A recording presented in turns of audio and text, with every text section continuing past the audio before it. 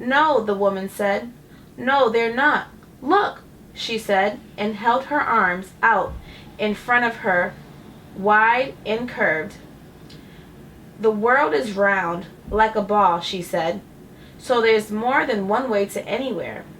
She drew paths in the air with her finger. She explained everything so well that I could imagine all the seas and mountains I would cross and all the rounding I would do to get to Africa. I thanked her.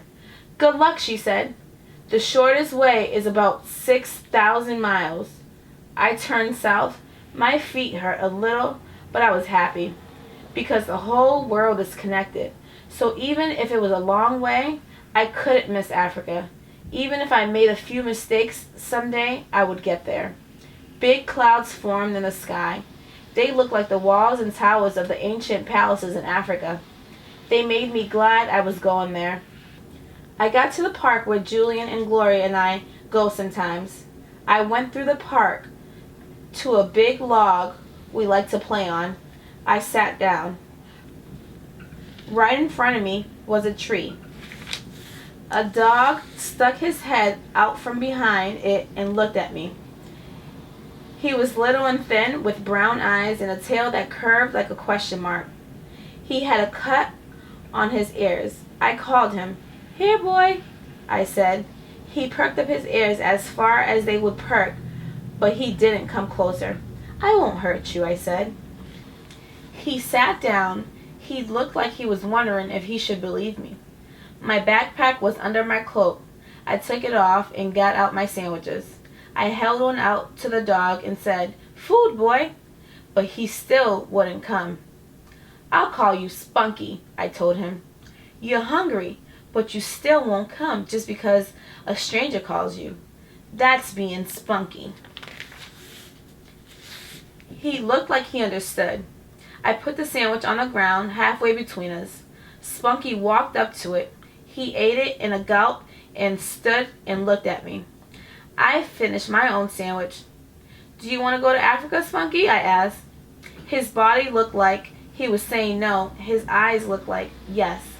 "Come on then," I said. I got up and started walking again.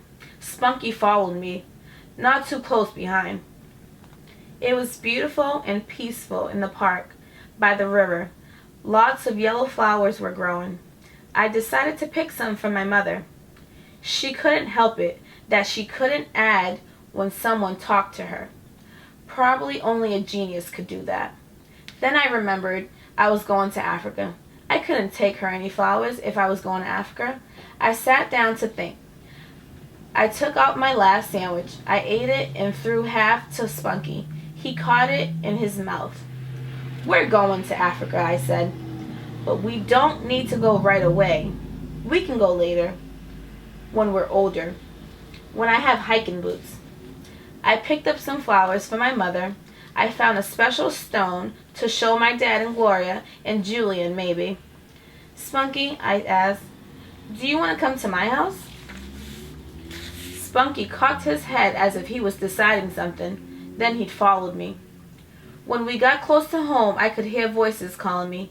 My mom's, my dad's, Julian's, Gloria. In the distance, I could hear Gloria's mom and dad, too, calling, "Huey!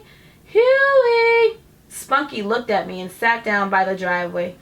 I walked closer to the house. My mom had her back to me. She was shading her eyes from the sun and looking into the hedge. "Come out, Huey!" she shouted. "This is not a joke." She sounded worried. I came out behind her. "Here I am," I said. I handed her my flowers. She didn't even look at them. She just held them upside down with the stem squeezed tight in her hands. "Huey," she said, "where were you? You know you're not supposed to go anywhere unless you tell us first." "You were busy and Dad was busy," I said. "We are never that busy," my mom said. "We need to know where you are." I saw my dad down the street. He saw me and waved to Gloria and her mom and dad. They all came running up, out of breath and upset looking. "Huey," my dad said, "you must never do this again. Most people are nice, some aren't. You could be in a dangerous place and not know it. A bad person could just reach out and grab you, and that could be the end of you. No trip to Africa, not even a trip home. I didn't go close to anyone, I said. If anyone had tried to grab me, I would have run and screamed. My dad stood over me and held me by the shoulders. Next time you ask before you go somewhere, he roared. Yes, sir. Spunky barked. He was watching Dad and me. He had his front feet on our lawn and his two back feet in the street. He looked like he was worried about what Dad would do to me. That's Spunky, I said. He's my friend. I met him in the park and he came back with me. I don't think he has a home. And you want him to live with us? My mom said. Yes, I said. Everybody looked at Spunky. He looks to be a bandit, Gloria's dad said. Skinny, no collar. Can we keep him? Julian asked. My mom and Dad looked at each other. We'll have to call the animal shelter first, Mom said. We have to make sure no one lost him. I'll call, I said. Julian stayed on the lawn with Spunky so he wouldn't go away. The rest of us went into the house and I called. Nobody had a lost dog that looked like Spunky. If nobody shows up to claim him, you can keep him, Dad said. But if you ever go off without telling us, he's going to the animal shelter and he won't be coming back. I'll remember, I said. I won't go any place without telling you. So that's the way it was. We persuaded Spunky to come in the house and eat, and he stayed. My mom put eggs in his food, and his coat got shiny, and now he trusts us. He's my dog and Julian's and partly Gloria's too, but mostly he's mine. I'm the one who found him. I'm the one who named him. When I feel bad, I can tell him things. I can't even tell Gloria. When I'm sad, he puts his head on my arms and licks my hands. He makes a little moan in his throat and shows by his eyes that he understands. The cloak and the hat and the walking stick are back on the wall. I'm glad they went on the trip with me. Things like to be used. The world is a lot bigger than I ever knew. And sometimes I know it can be dangerous, but it's beautiful too. And someday I will go to Africa. P.S. Julian hadn't found any more tracks. He really wanted to see a zebra or an elephant. He got the idea that if we had a treehouse, we could stay out of sight and watch for wild animals from above. So my dad helped us make a treehouse in the pine tree in front of the house. It has a big platform big enough for all of us, Julian and me and Gloria, to lie on. It has steps up the trunk that you can climb to get into, and it has a special rope ladder you can climb too. One day, Julian figured out how to get Spunky up there by putting him in a basket that we hauled up with a rope and a pulley. I think Spunky liked being with us, even though he thought it was a long way off the ground. Once we got him up in the treehouse, Julian started wondering. Maybe it's because of Spunky that the animals don't come around anymore, he said. Maybe they smell him and are scared of him. I wasn't going to say anything. I am a tracker and a traveler and a scout. I am silent, but I couldn't stand to be silent anymore. Julian, I said, I was the raccoon. I was the zebra. I was the elephant. And I explained it all. Julian got very angry.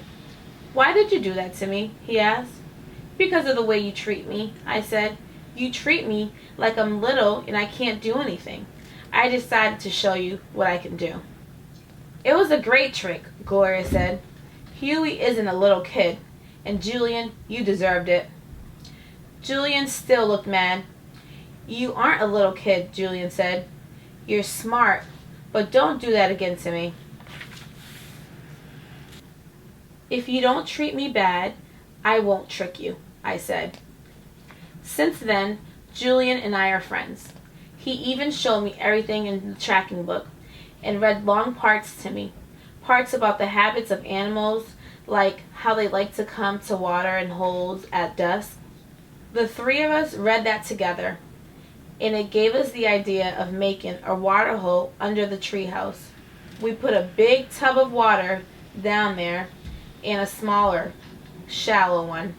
We filled them with fresh water every afternoon.